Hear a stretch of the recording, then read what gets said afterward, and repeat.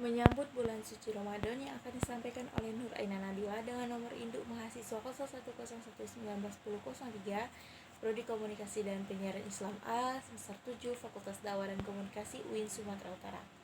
Ceramah ini merupakan praktek dari mata kuliah Praktikum Retorika Dakwah.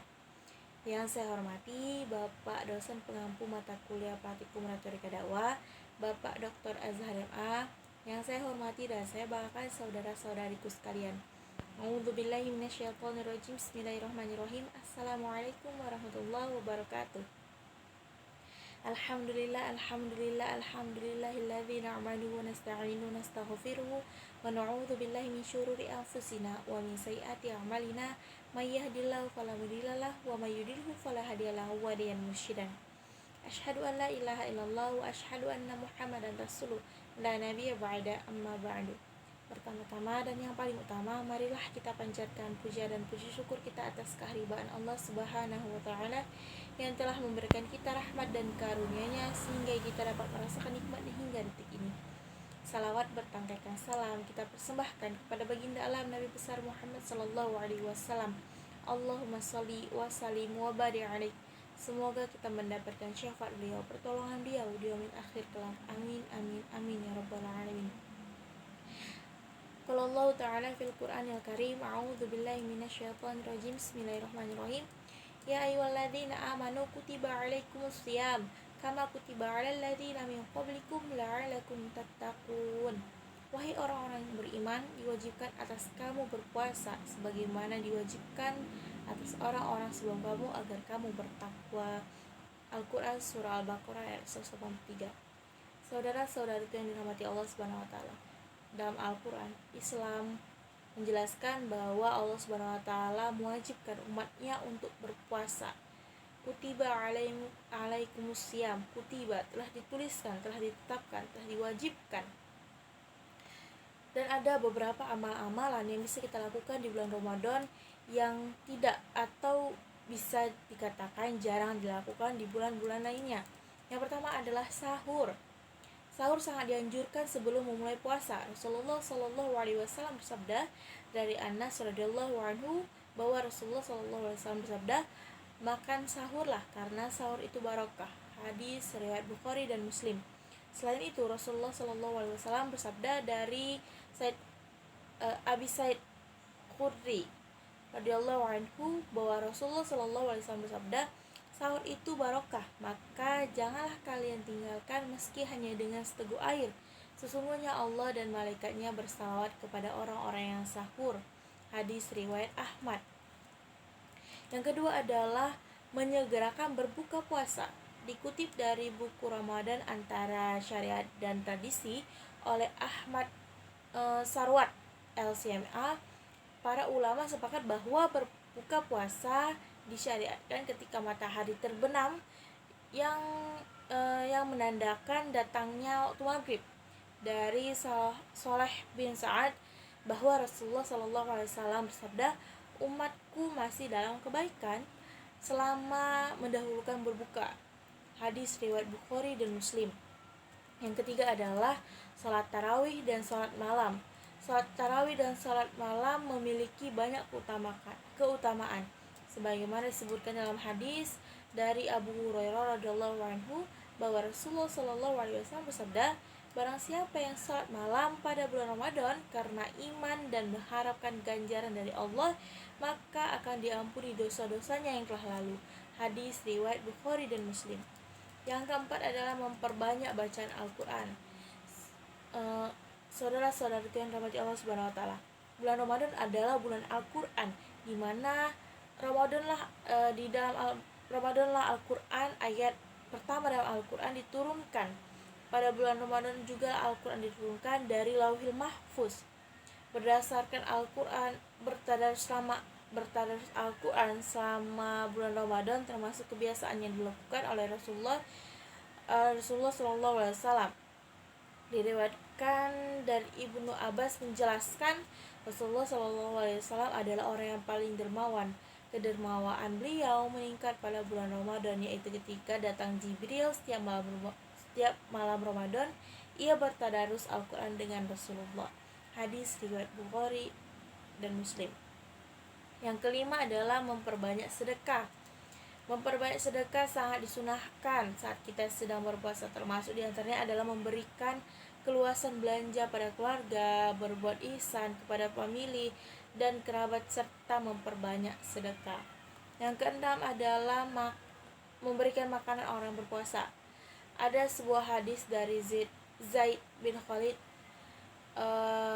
bahwa Rasulullah SAW bersabda, barang siapa yang memberikan makanan untuk berbuka orang yang berpuasa, maka dia akan mendapatkan pahala sebagaimana orang tersebut tanpa mengurangi sedikit pun pahala dari orang tersebut. Orang yang berpuasa tersebut tidak berkurang pahalanya. Hadis riwayat Tirmizi. Yang ketujuh adalah menjaga lidah dan anggota tubuh. Disunahkan untuk meninggalkan semua perkataan kotor dan keji serta perkataan yang membawa kepada kefasikan dan kejahatan, termasuk di dalamnya adalah ghibah, adu domba, dusta, dan kebohongan. Yang ke-8 adalah menahan diri dari keburukan. Menahan diri dari keburukan jika melakukan hal-hal buruk bisa membuat ibadah puasa kita sia-sia. Rasulullah SAW bersabda, betapa banyak orang yang berpuasa dan tidak mendapatkan apa-apa dari puasanya kecuali hanya lapar saja. Hadis riwayat Ahmad. Yang ke-9 ada iktikaf. Iktikaf merupakan ibadah yang diperintahkan oleh Rasulullah SAW dan bahkan beliau sendiri selalu melakukannya di bulan Ramadan. Dari hadis riwayat Ibnu Umar, Anas, dan Aisyah radhiyallahu anha berkata bahwa Rasulullah SAW biasa beriktikaf di 10 hari terakhir di bulan Ramadan sejak beliau tiba di Madinah sampai beliau wafat. Yang ke-10 adalah memperbanyak doa. Di bulan Ramadan akan dipenuhi dengan keberkahan. Bagaimana hadis Rasulullah dari Abu Hurairah radhiyallahu anhu bahwa Rasulullah SAW sabda, telah datang kepada kalian bulan Ramadan, bulan penuh keberkahan. Allah Subhanahu wa taala telah mewajibkan kepada kalian berpuasa di dalamnya. Di bulan itu pintu-pintu langit akan dibuka dan pintu-pintu neraka akan ditutup. Di bulan itu setan-setan akan diikat, dan di bulan itu ada malam yang lebih baik daripada 1000 bulan. Barang siapa terhalang mendapatkan kebaikannya, maka sesungguhnya ia telah terhalang. Hadis riwayat Anas An-Nasi. Saudara-saudariku yang dirahmati Allah Subhanahu wa taala, ada juga beberapa hal yang harus kita persiapkan sebelum datangnya bulan suci Ramadan. Yang pertama adalah persiapan nafsiyah. Persiapan nafsiyah maksudnya menyambut dengan bulan Ramadan dengan hati yang gembira bahwa Ramadan telah datang sebagai bulan untuk mendekatkan diri kepada Allah, sehingga pada bulan ini kita akan benar-benar berlomba-lomba untuk meningkatkan kualitas ibadah dan meraih derajat yang tinggi di sisi Allah.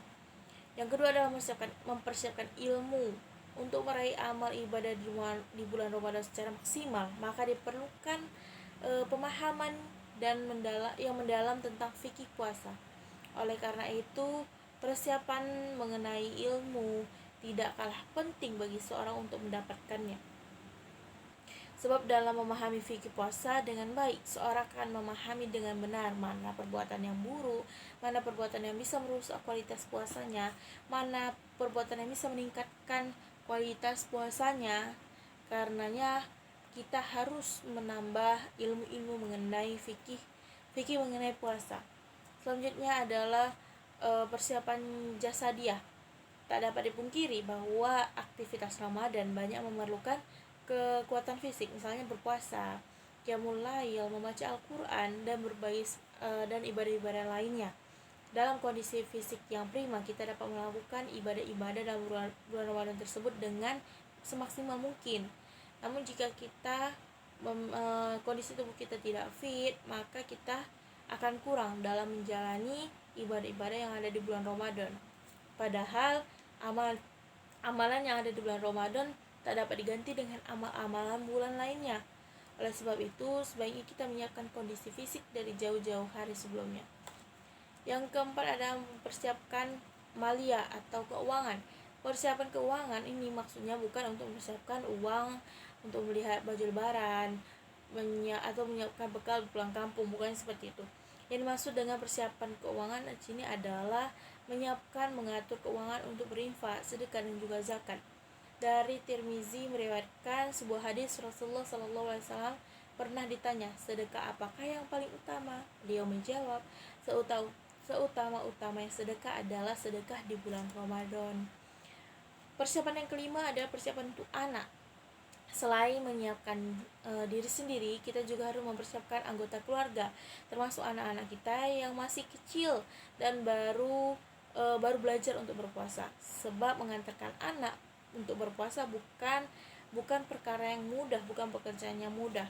Kesuksesan mengkondisikan anak memerlukan persiapan sejak jauh-jauh hari. Oleh karena itu, orang tua harus merencana pola pendidikan pendidikan yang baik untuk putra-putrinya selama di bulan Ramadan.